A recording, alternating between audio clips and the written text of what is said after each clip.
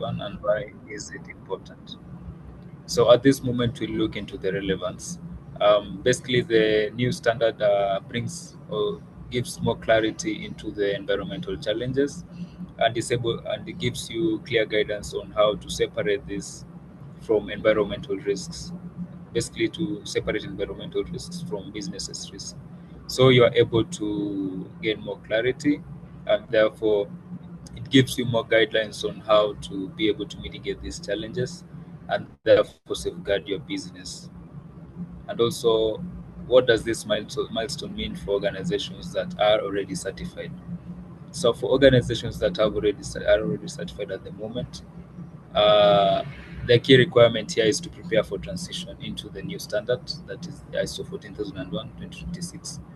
And of course, as Valuemax Consulting Limited, we are here to assist in guiding the organizations, offering support where required, and of course, communicating the requirements to them as they transition.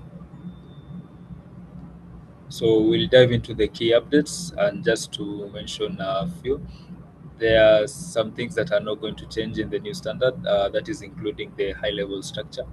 Remember, all the management systems have the same structure, guided by the clauses from clause 1 to clause 10. That has remained. And also, we have a framework or a mechanism which is called the PDCA cycle, basically the plan, do, check, and act cycle. That is also something that has been retained, and it basically gives the management systems a framework on how to be able to verify the effectiveness of the system or the standard. So basically, in the planning phase, of course, the organization is required to establish environmental objectives, which are which will be able to help the organization achieve its intended results, of course, in line with the environmental policy that has been established. Then, in the second phase, which is the do, organizations are able to implement whatever steps they had planned. Then we have the checking phase, where we monitor and evaluate the performance of the standard. If, in fact, the operations that or the steps that we have taken are actually producing the results that are intended.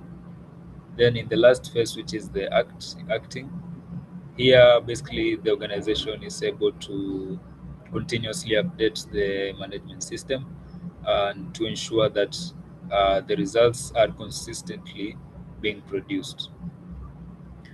So, diving into the clauses, remember that in the clauses structure, from clause 4 to clause 10, these are the auditable standards, and basically these are the clauses that provide more guidelines on what organizations need are required to do. So on clause 4 basically focuses on the context of the organization. For the context, this basically is the internal and the external business environment of the organization. And when you talk about the internal environment, this is basically the organization culture, um, how the organization is structured, uh, from leadership all the way to the operational staff. And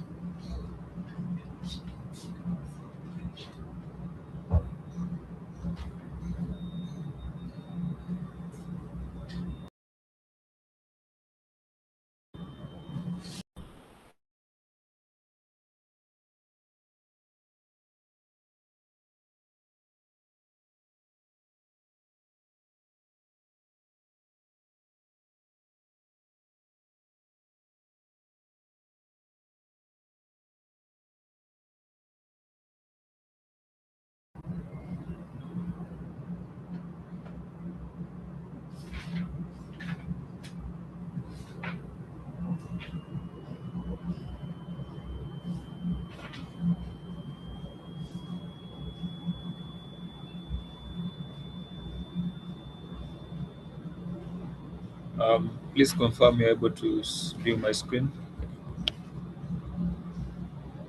No, no, we can't. All right. Sorry for that.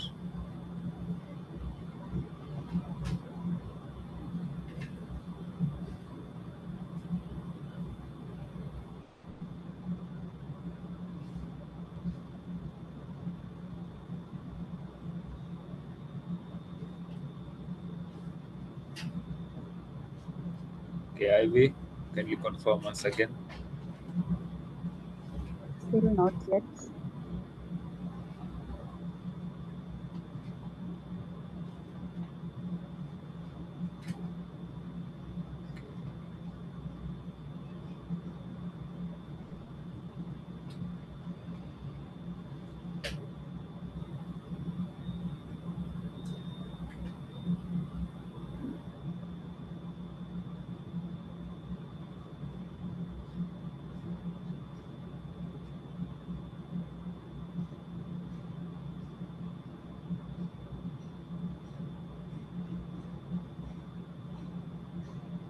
Captured, but it have lost.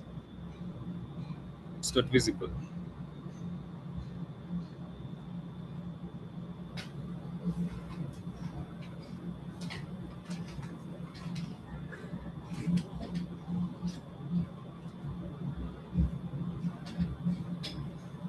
Is it visible at the moment?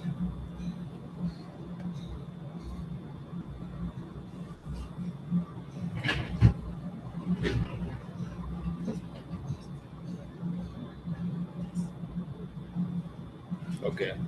Sorry for that. Okay, at the moment, let me just proceed from where I had left.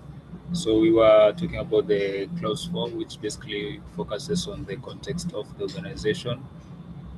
And in this case, I had highlighted that this is basically the internal and the external business environment of the organization. So whatever here in the new updated standard, there will be a stronger emphasis on the climate-related risks as well as the opportunities and how they will be integrated into the internal and the external environment of the business. Of course, with this, we are focusing mostly on the biodiversity as well as the sustainability requirements that have been introduced in the new standard. So organizations are required to take a clear role on how they be able to identify the environmental challenges as well as how this will impact their businesses. And yeah, of course, that's basically all that they will be required to do. So they must conduct an assessment of the internal and external issues and also impact and the impact that this will have on the business.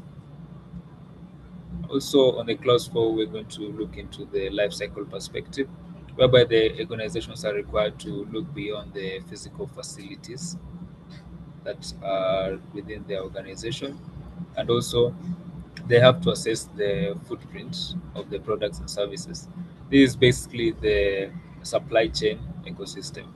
You have to monitor your suppliers, the raw materials, all the way to the end product or the disposal. In clause 5, there are not going to be so many updates, but basically on the terminologies, there's an improvement whereby meeting compliance obligations will replace fulfilling compliance obligations. So basically, the new terms that will be used is to meet compliance obligations. This basically in compliance obligation, these are basically part of the external environment, which is the regulatory and law requirements. So basically, if there are environmental laws that have been updated, the organization has to be aware of these laws, and of course, this will fall into the compliance obligations that they need to take focus into. So, what is required by the standard? As an organization, you have to revise your environmental policy and also ensure that leadership is engaged. Yeah, we have leadership as well as the non-management roles. This includes the operational staff, or rather also the departmental staffs. So everyone has to take a clear role in how they are going to ensure that the environmental management system is actually producing the results that is required. In the planning phase, basically, we are talking about the risks and opportunities. So, with the new standard, there are clearer requirements, including consideration for emergency situations. Organizations are now required to prepare beforehand for situations that might cause risks uh, or might impact the business in a negative way. So, basically it calls for the organizations not to be reactive but to be proactive, in that they are able to identify alternative solutions to problems that may occur in the near future. And of course, this will only be possible if you are able to assess your operations and come up with clear impacts. So this will involve, of course, the review mechanisms whereby the teams will have to assess environmental impacts. They have to also identify the controls that are necessary to be taken, and also ensuring that there is legal compliance as well as voluntary compliance. Basically, this for voluntary compliance, this touches on the environmental policy. As an organizations, there are some requirements or part of the culture that you want to enforce within. So for the voluntary compliance, of course, this will test if you are able to comply with your own set requirements. Then on clause 6, you also have a new clause, the clause 6.3. This will focus on change management. This is a new clause on management organizational changes that impact the environmental management systems. Clause 7, there's not going to be also major changes, just to the terminology, whereby organizations will now be required to produce records to be available as documented information. Then on clause 8, for operation, also a change in terminology from outsourced processes now being referred to as externally provided processes, products, or services. And basically, this is expanded to focus on the supply chain and what will be required of the organizations is to be able to strengthen their supplier management and emergency planning. In clause 9, which focuses on performance evaluation, the key updates are basically that the organizations will now be required to have an objective while they are conducting the internal audits. They'll have to produce or to come up with an objective in addition to the scope and the criteria of the internal audit. And also for the management reviews, organizations are now required to come up with more structured requirements for their inputs and outcomes, which are basically the results of the actions taken to close down the inputs. So this, of course, will be having an emphasis on evaluating environmental performance. For Clause 10 also, the major changes here were the previous standard, the ISO 14001 2015, had Clause 10.1. And at the moment, the update is that the content has now been integrated into 10.2 and 10.3. And basically, this touches on continual improvement, because at the end of the day, you have to assess if the steps you have taken with the management system are producing the results that you had intended it to produce. So at this moment, I'd like to hand over to Ivy, and thank you. Thank you very much, Frank, for that insightful presentation. So at this point, I would love to invite our panelists who are highly experienced lead auditors who bring a wealth of expertise in implementing and auditing management systems, who has helped many organizations to achieve compliance, continual improvement, and international certification standards. So I would love to invite them to introduce themselves, mention their name briefly. So let's start with Catherine.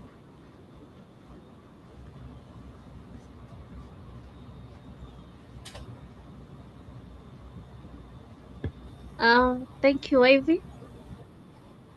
And thank you for that good introduction. And also thank you, Franklin, for that brief on the revision of the 14,001 2026. My name is Catherine Bogo.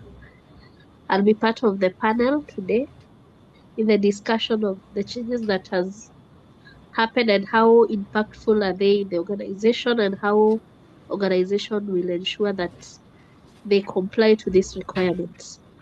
Thank you so much. Thank you so much, Catherine.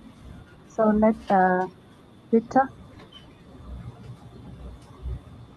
Thank you, Ivy, for that good introduction, and thank you, Franklin, for the brief on the new standard. My name is Victor Magana. I'm an ISO 14001 lead implementer and lead auditor at Valuemax Consulting Limited, and I'm very excited for this panel discussion to talk about the latest updates in ISO 14001 2026 version. Thank you. Okay, thank you so much. Maybe Frank again, maybe you can also introduce yourself for those people who didn't get your name. Thank you, Ivy. As I mentioned earlier, my name is Franklin Odwor. I'm an ISO consultant here at Valuemax Consulting Limited, and glad to be part of this. And also for those who have attended, welcome. And I hope you get value for this. Thank you. Thank you very much. So on my side, I have a few questions that I would love to direct to you. So maybe let me begin with you, Frank.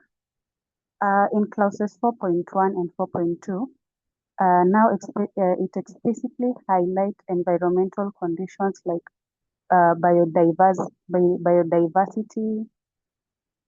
ecosystem, health, and pollution levels. So how should organizations update their context analysis to reflect this? Back to you, Frank. Thank you, Ivy. Um, so as I mentioned earlier, the clause 4 focuses on the context of the organization, which is basically the environment. That is the internal issues and the external issues affecting the organization. So just to mention briefly, the internal issues can include the organization culture. That is how the organizations had decided to operate. And some of the external issues, of course, are like the regulatory requirements, for example, the environmental laws. So basically, for this, how can organizations update their context analysis, right? So for the external issues, like for example, the regulatory requirements, our organizations have to be aware of the updated environmental laws that are in place at the moment, and in this way, they should be able to also integrate this into or part of the processes within the organization. So what this basically requires organizations to do is to assess performance in terms of the current or the updated environmental management system standard, and of course by being able to monitor the performance, they'll be able to verify how effective the actions they have taken are, you know.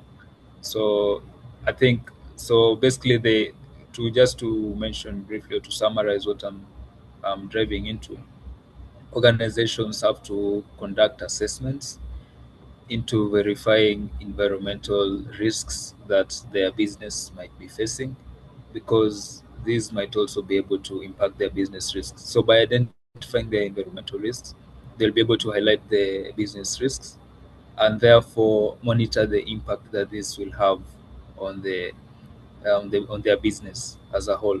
Remember that the new standard requires organizations to focus mostly on the climate change, like the environmental challenges that the organizations might face, including climate change, the biodiversity, including the people that is involving the people and the environment of the organization, and also on sustainability. Remember, sustainability has three pillars, which is the social, the economic, and the environmental.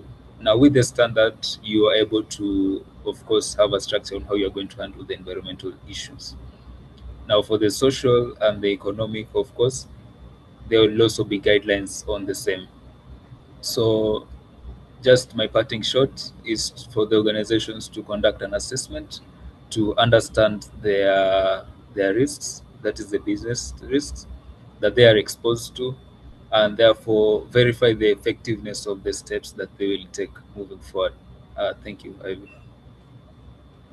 Thank you so much for that clarity. So what I've understood personally is that organizations must regularly review their internal or external issues, that is including climate change, and use them to drive environmental decisions and improvement. Thank you so much, Frank. Our next question, let me direct it to Catherine. Um, Catherine, the revision places a stronger emphasis on leadership, culture, and engagement. So, what does it mean to truly embed environmental responsibility into everyday decision making?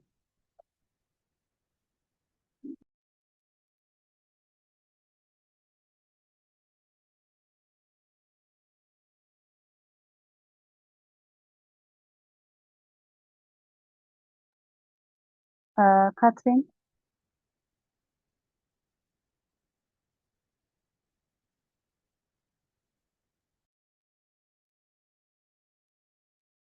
Hello, Ivy. yes, we can hear you.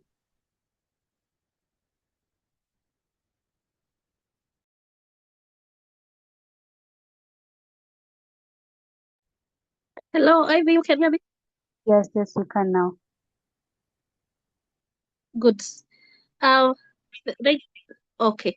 I don't know what had happened to my connectivity, but if I'm okay now, I can proceed. Thank you so much for that question. And maybe before I even look into that, just briefly on and when we look at the 2015 version, leadership commitment and integration of EMS.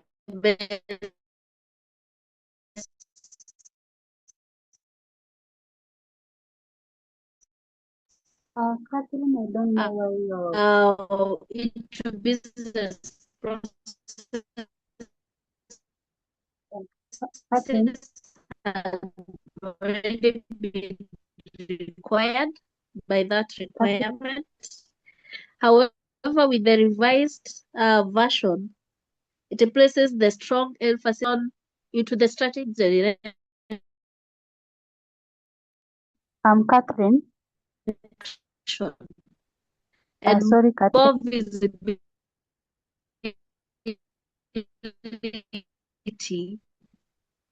mainly.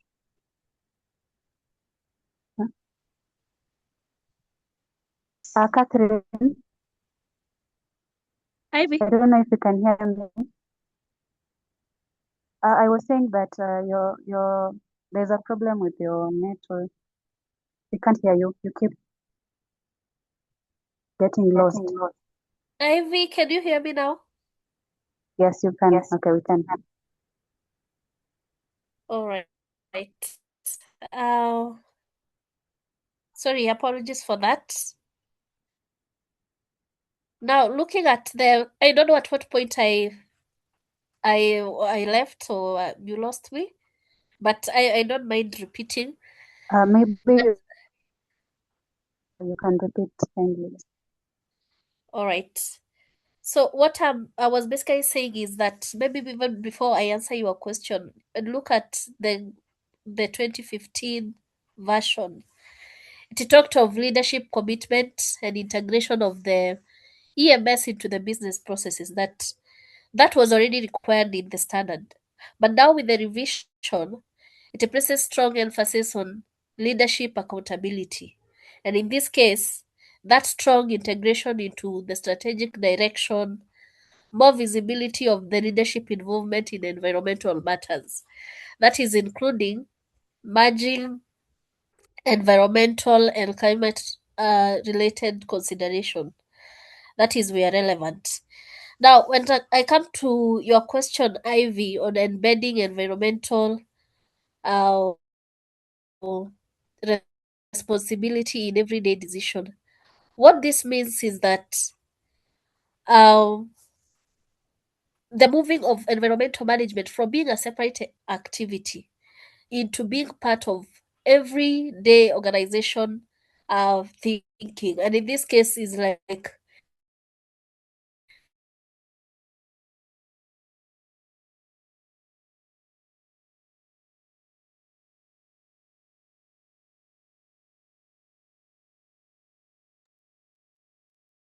We've lost you again.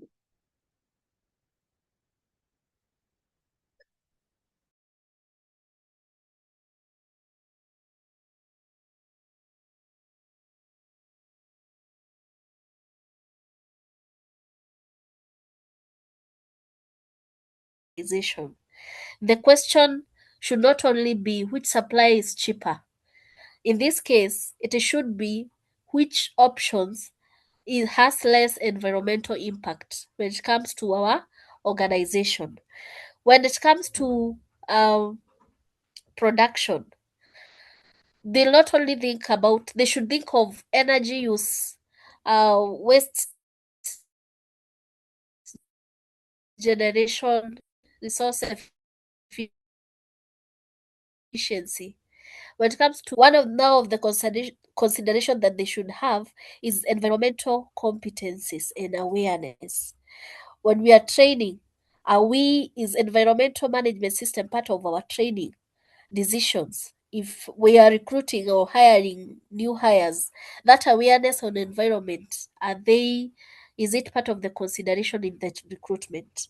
So that is basically what it means now, uh, embedding environmental responsibility in every decision. And when it comes down to leadership, they play a very critical role here, because remember, employees tend to follow what leadership uh, consistently prioritize.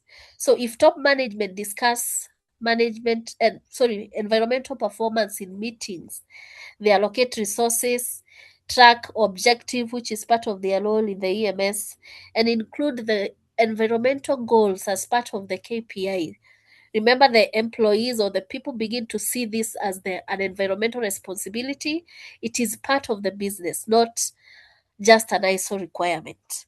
So, in simple terms, when you talk of embedding environmental responsibility, means environmental thinking becomes part of the daily choices, daily conversations, daily actions, rather than activities that are performed only by a certain department and not only for compliance purposes. It is part of the discussions that we are having in our meetings, part of the reviews that we are having. We have performance indicators, we have environmental goals that we need to achieve. And remember, this is for every part of the organization. So, Ivy, to answer your question, on that, this is what it means by truly embedding that environmental responsibility in every decision that the leadership need to make. That environmental conscious mindset will be very important. Thank you, and back to you, Ivy. Thank you very much, Catherine. That is well understood. So my key takeaway is that environmental thinking must move from documentation into everyday action. So my next question, I will direct it to Frank. The requirement has shifted from identifying reasonably foreseeable emergency situation to identify all potential emergency situations. So how significant is this change and how should organizations prepare? Yes, Frank.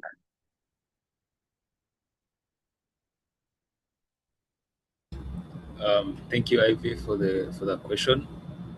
So this basically touches on clause 6, which is on the planning phase. I remember earlier I had highlighted on the PDCA cycle being consistent, or one of the mechanism that hasn't changed for this new updated standard. So basically, for the first phase of the PDCA, which is planning, it touches on establishing objectives that help the organization achieve its intended results. And of course, the organization has to decide what it is they are going to probably look into when it comes to the planning phase. They'll have to understand what will be done in the planning phase. They'll have to look into the resources that will be required, as well as who will be responsible for taking the next necessary steps. And also, the timelines are very crucial or key. They have to understand or to determine when all of this will be completed. So, how significant are these changes, and how should the organizations prepare? So, as I have highlighted, those are the steps that need to be taken. And for the significance, it's just that you have to note if the risks, or rather you have to be able to integrate this environmental risk to business operations.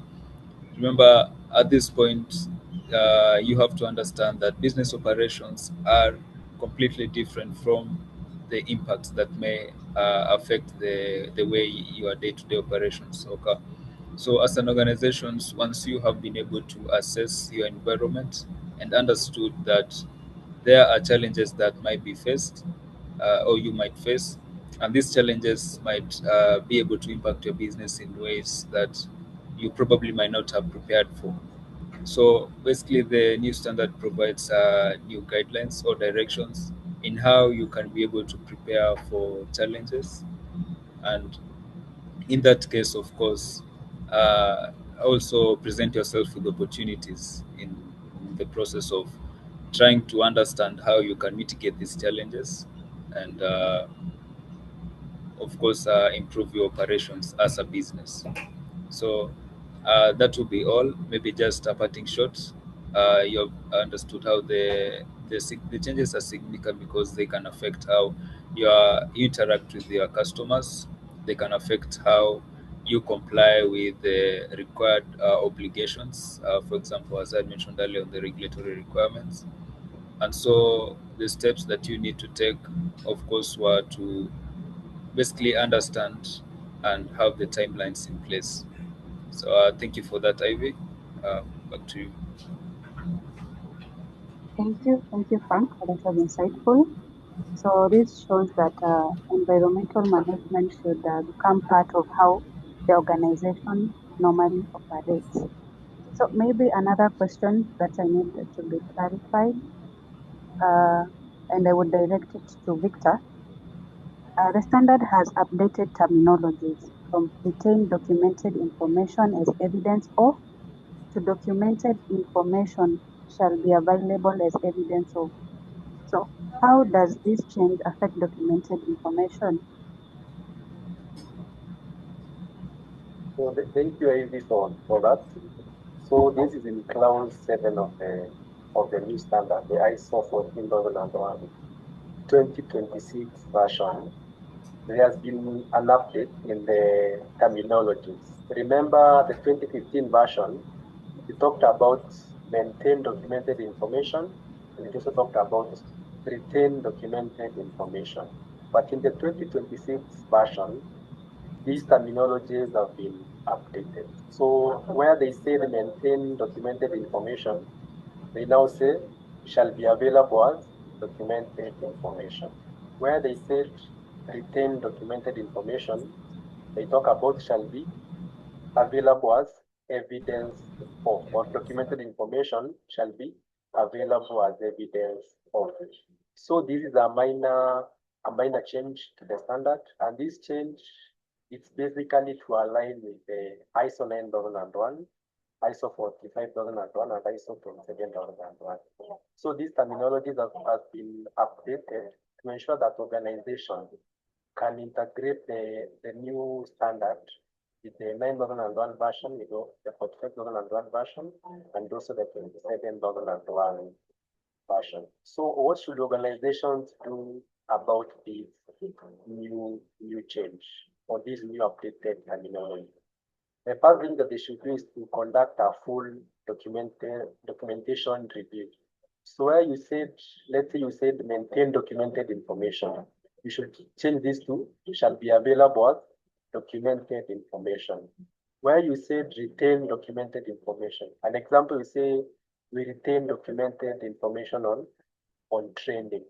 So in this new version, you should say that documented information is available as evidence of training. So you update your documentation, and where you mentioned maintain and retain in your documentation, you should update it to reflect the new standard requirement. Thank you. Thank you, Victor, for that answer.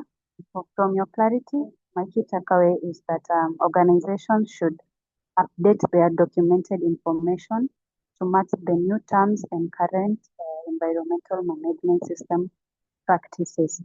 So maybe back to you, Victor, again, for clarity. There is an expanded focus on externally provided processes, products, and services. How far into the supply chain should organizations now expect to extend the environmental oversight?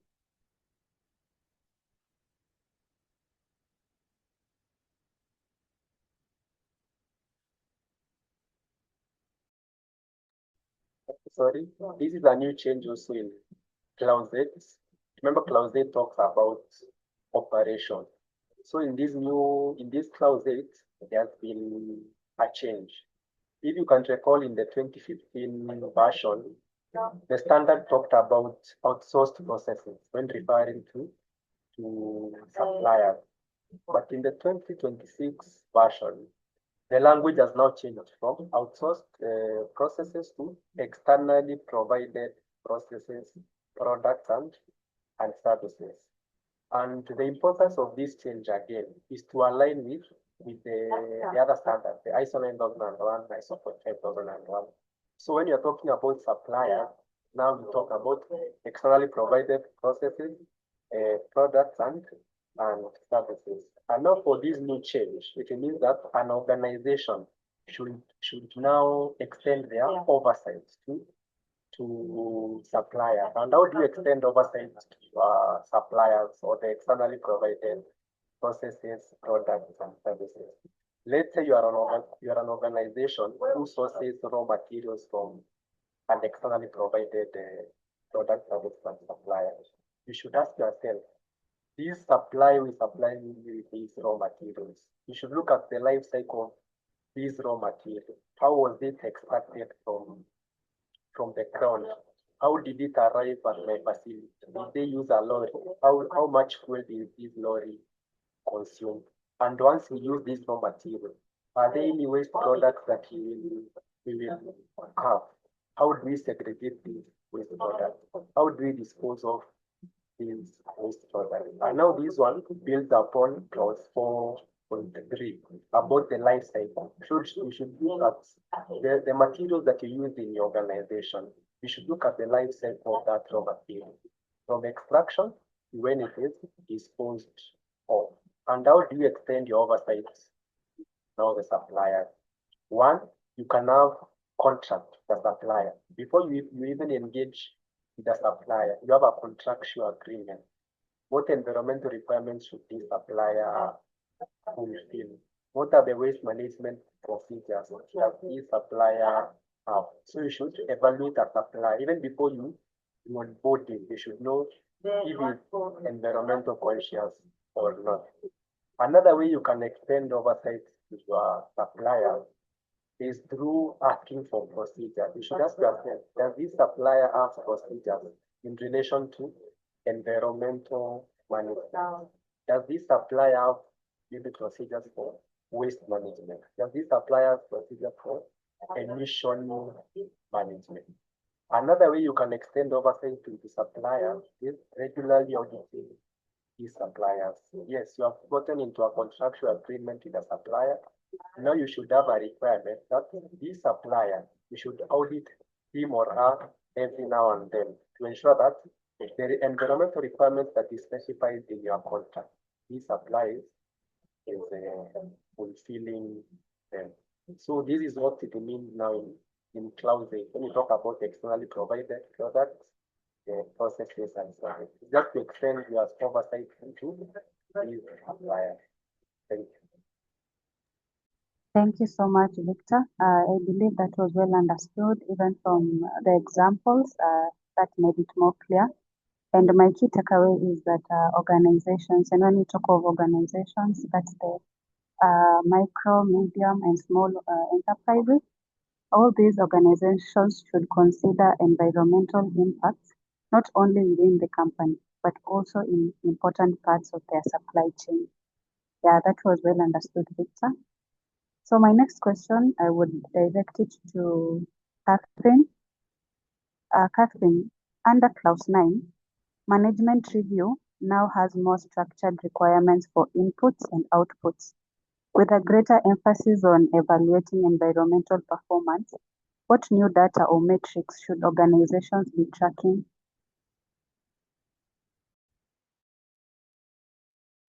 Thank you, Ivy, for that question.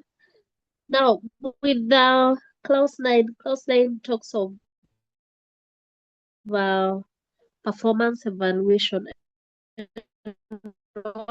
of the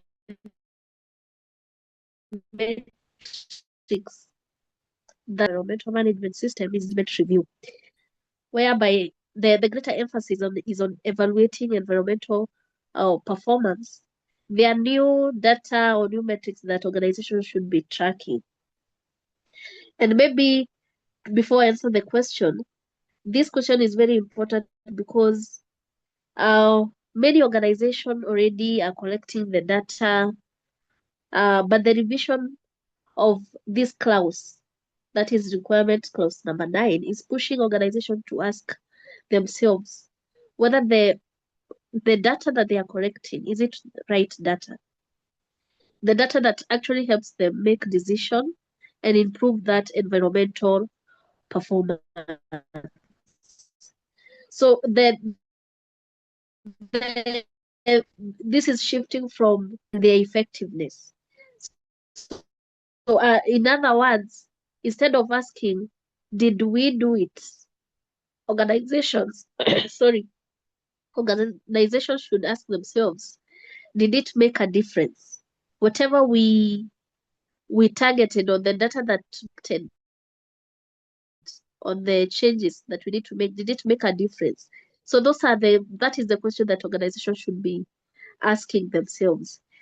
Now, Ivy, to answer your question on the new data and metrics that have been that organizations should be tracking, one is on environmental performance indicators. And in this case, the organization needs to pay more attention on trends around environmental consumption, energy consumption, water usage, waste generation and recycling rates, fuel consumption, carbon emission, resource utilization, and so on and so forth. So in this, we are not only measuring how electricity was used, but when consumption is improving, are we improving on consumption or worsening over time? That should be the question. We have already said how electricity should be measured. Are we improving or are we worsening over time? So that is one of a new data that organization need to incorporate. Another additional metric is effectiveness of actions taken. And what do I mean by that? Is whereby this is a stronger shift on organizations should measure whether actions actually were solved. The problems that were there, were they on the actions that were set, were they effective in this case? For example, the percentage reduction after corrective actions. We have identified non-conformances as an organization at this particular time. For example, during an internal audit, during the next internal audit, has the percentage reduced after we have set the corrective actions that we needed to take? Another example is recurrent rate on environmental incidences. We have identified several incidences that have been occurring in our organization. Has that reoccurrence rate reduced in our organization? Are we improving? Are we worsening? Another example is effectiveness of risk control. There are certain risk controls that we have set as an organization. Are they effective to ensure that we are mitigating our risks? So those are some of the examples on the metrics on effectiveness of action taken. And maybe another example I can give of the last one is if an organization introduces training to reduce probably, let's say, chemical spills, they should ask whether the spills reduced. We conducted a training. Did the spills incidences reduce? To evaluate the effectiveness of a control on training. So that's a good example. Another metric or new data that organizations should be tracking is climate and environmental risk indicators. And this is whereby organization need to consider emerging risks, whether relevant to their context. For example, how frequent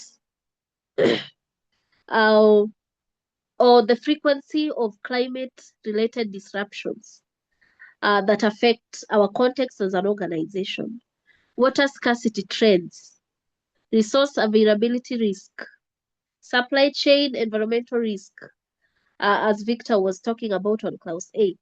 So those are some of the indicators that need to be, organization need to consider when it comes to the climate and environmental risk indicators and as new data that need to be tracked.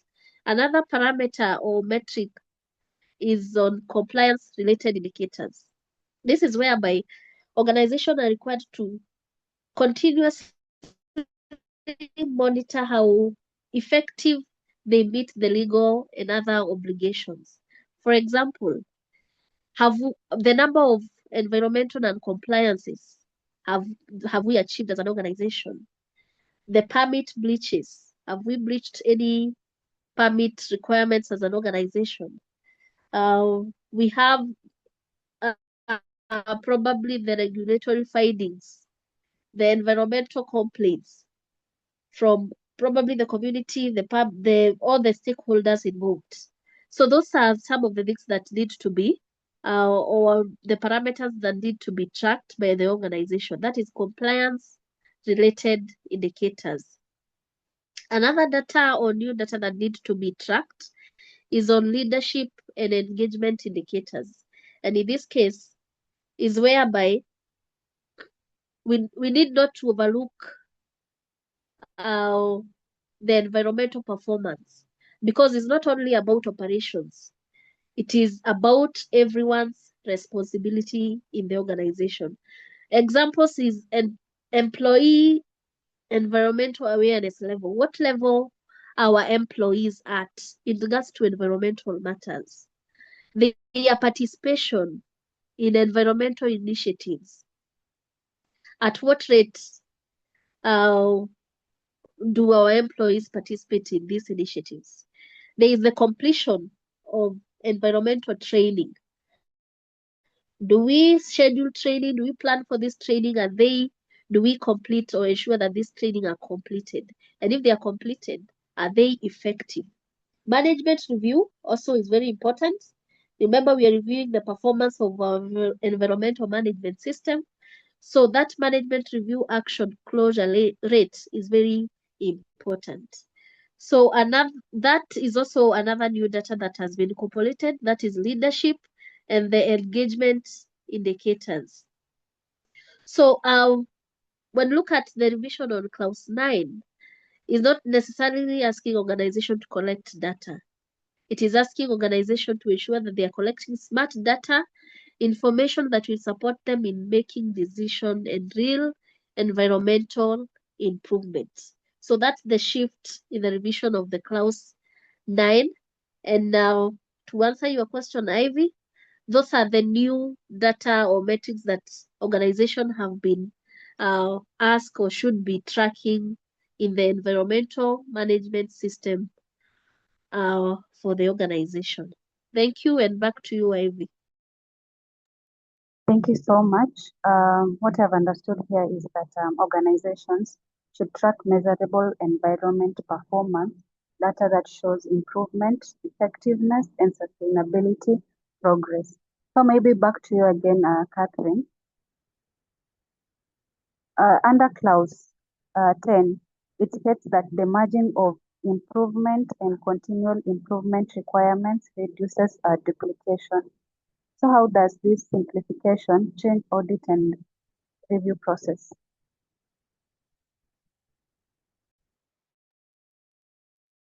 Thank you, Ivy. That's a very interesting question. And maybe before I answer that question, also is good to outline on the changes in clause 10. And mainly the change in or revision in clause 10 is the requirement is not a newly complete requirement, because it is only a shift of mindset whereby uh, the clause, as Franklin had mentioned, uh, 10.1 has been incorporated uh, to 10.2 and 10.3, that is on continuous improvement. So this is not a major change in structure, but it's very meaningful and impactful on how organization approach audits and review. And previously, organizations sometimes treated corrective actions and continuous improvement as separate activities. But corrective action focused on fixing problems, but continuous improvement uh, has often been treated as another independent decision, which is a requirement of this standard on clause 10. But what I see with the revision direction is strong alignment between improvement, which now becomes part of organization ongoing thinking rather than a separate activity. So continuous improvement is a major part now in the organization, and how organization during audits and review they should see it. So this affects audits, of course, and management review. And now for auditors, an organization will move beyond simply thinking whether actions were completed.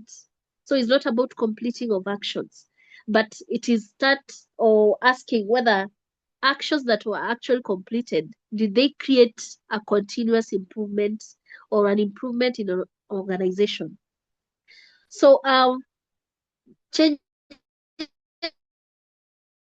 during the audits, and mainly this is for the auditors, will ask question whether uh, what was the root cause of the issue, what actions were implemented or was implemented, how was sorry, how was effectiveness verified on the improvements or actions taken, and did environmental performance improve? So those are the questions that the auditors will be likely to ask during the audit. So the focus shifts from was the action closed to did the action make a difference? And this difference we are talking of is improvement in the organization. Now, when we come to management review or reviews in the processes, in this case is and remember, review is mainly for top management, that is leadership. This is should not only review the number of corrective action closed, but review the trends. And then in these reviews, it will come up on are the incidences. Probably there were environmental incidences in the organization. Did they reduce? The objective that had been set, are we improving as an organization? Are we achieving these objectives? Are they creating that continuous improvement environment for our organization? If there are actions that we set, corrective action, are they strengthening our environmental management system? So in this case, it's uh, creating that resilience for future improvements, that is for future environmental challenges that could have happened or faced our organization. So those are the changes that, or how the merging improvement and continuous improvement requirements has changed in audit and reviews of the process. Um, so just to close it up, in regards to your question, Ivy, the change in the clause really calls for a strong expectation around effectiveness. The actions that we've set, are they effective? Are we improving as an organization? So it's pushing organization to not only fix issues, but to demonstrate that real and sustained environmental improvements for organization. Thank you. Thank you, Catherine. So, audits and reviews should now focus on whether the organization is continuously improving its environmental performance in a practical and effective way. That's what I have understood. So thank you so much to our panelists. So at this juncture, I would love to hand over to Frank to continue with his presentation.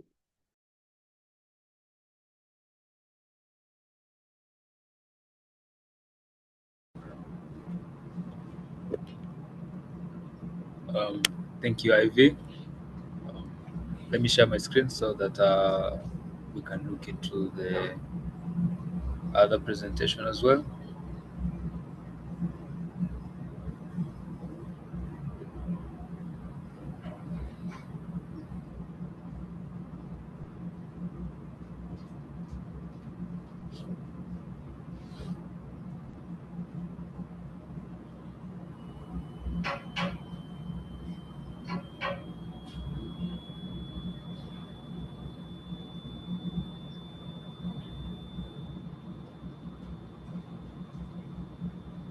Ivy, please confirm you're able to see my screen. No. Okay, let me work on it.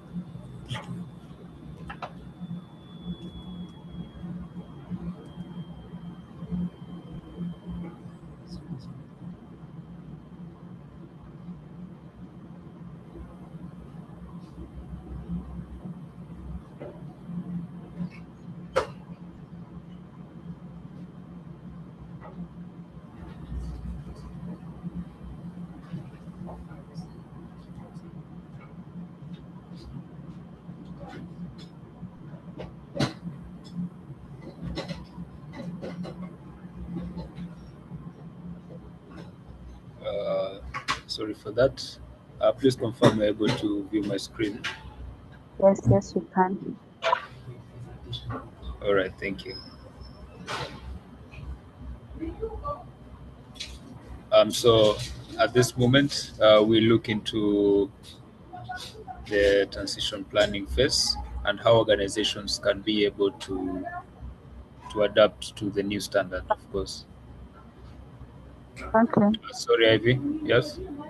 I still can't see the presentation.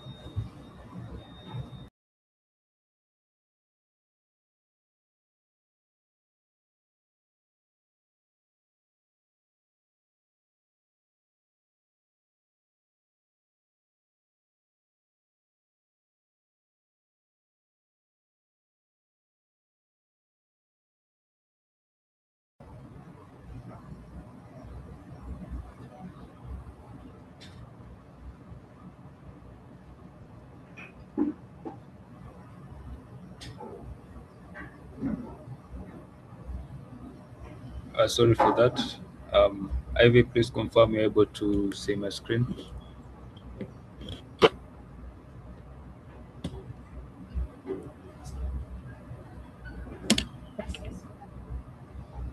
All right, thank you.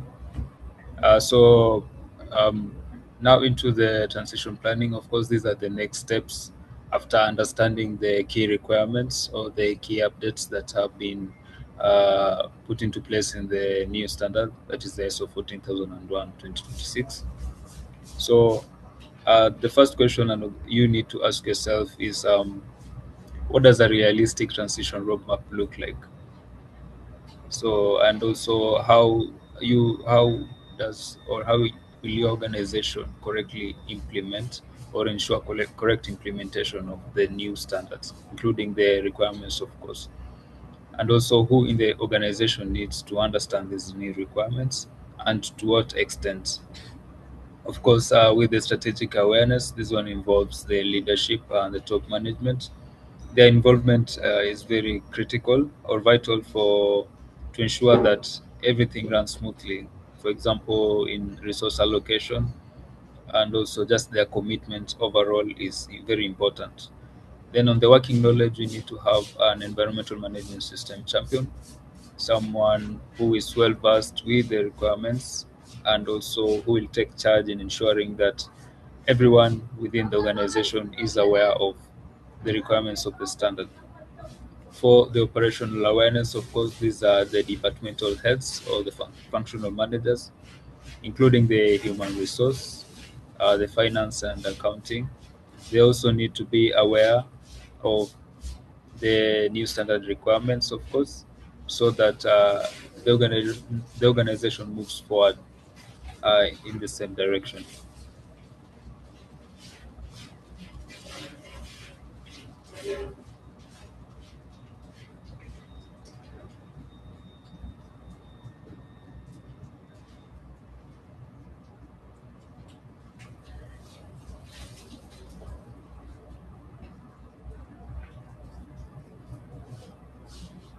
So the next stage, of course, is how do organizations ensure that there is correct implementation.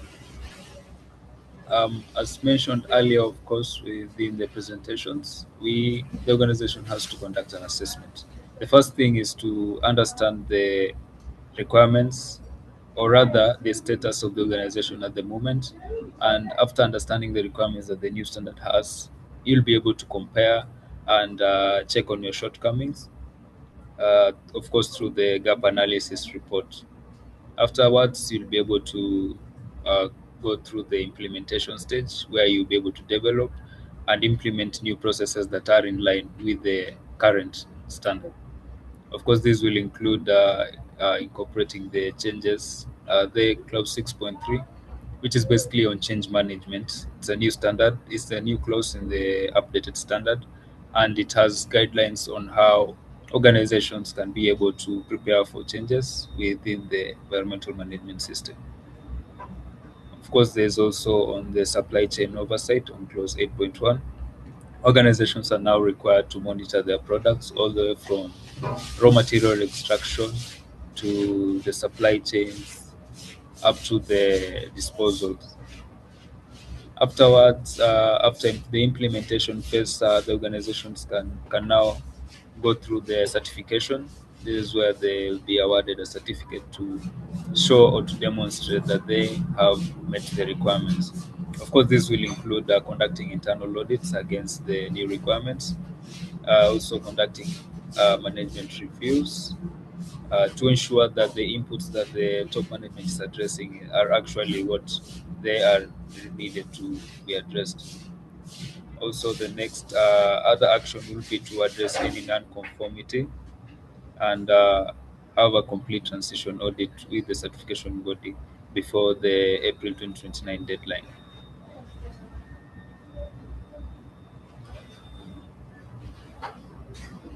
So at this point, I'll hand over to Ivy, of course. Thank you. Thank you, Frank. Also, let me share my screen.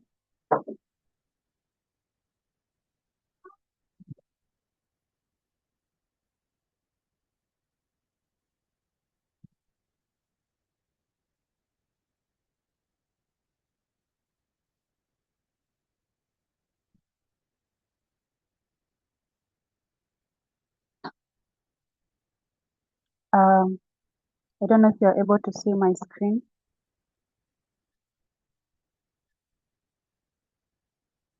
Okay, Yes, I will. okay, thank you. So let me brief you about Valuemax.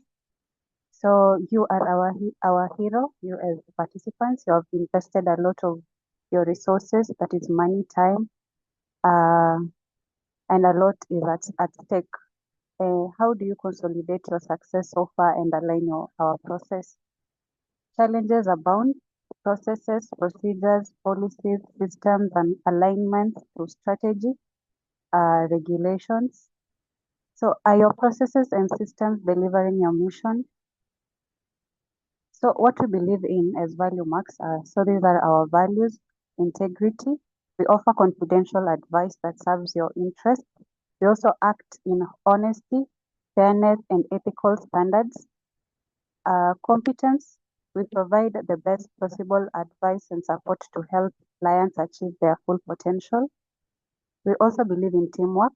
Our experienced professionals share a common goal, helping our clients succeed, and together with the client, we are a team. We also believe in innovation.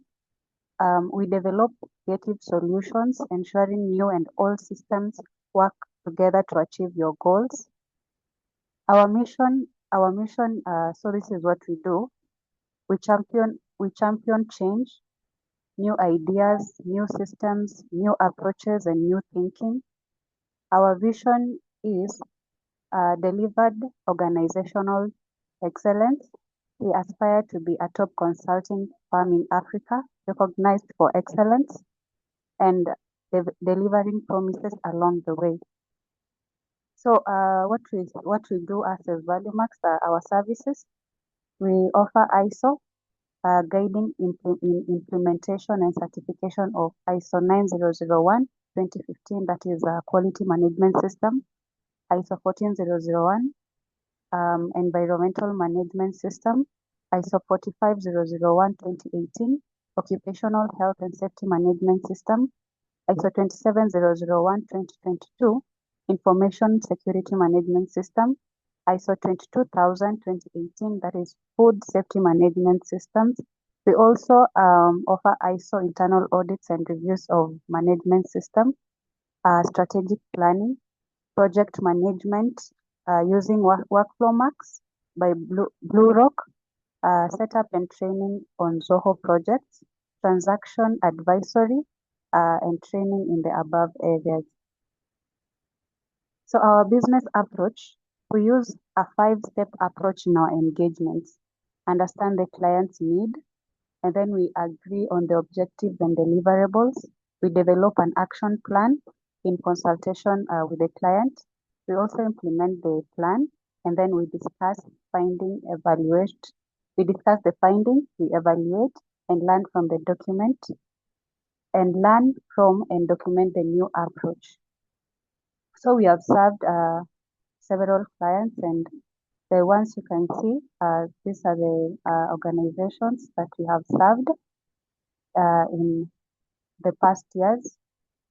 So the team is passionate about business and consulting work, disciplined to listen and serve clients, multi-talented team, business graduates, local and international training, experience working in Kenya and other countries, that is Rwanda, Djibouti,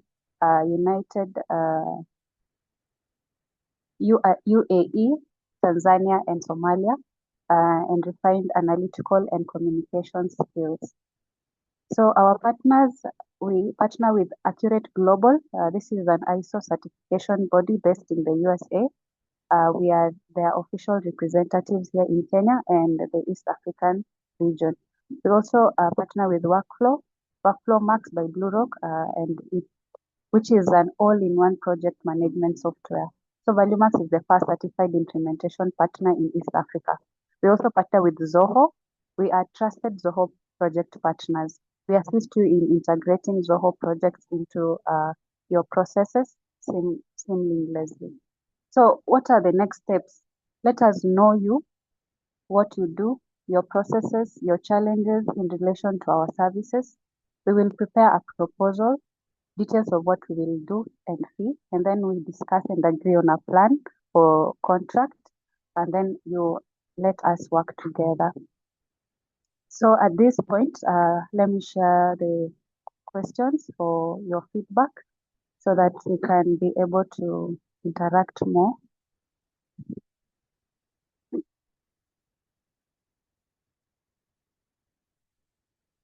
So you can take your time to answer that poll as we come into a conclusion. So at this point, I want to thank everyone for joining us today. We truly appreciate your time, participation, and valuable contributions to this webinar. We hope the session has been insightful and helpful. And a special thank you to our panelists for sharing their expertise and experience with us. If you have any further questions, you can feel free to reach out to us through our contacts or social media platforms. On behalf of Valuemax Consulting Limited, once again, I want to thank you for being part of this session. So have a wonderful day, and we look forward to connecting with you again in our future webinar. Thank you. So in the meantime, we can just maybe answer the polls. And also, if you have anything, maybe for clarity, you can use the chat box. Luis, I can see your chat. Thank you too.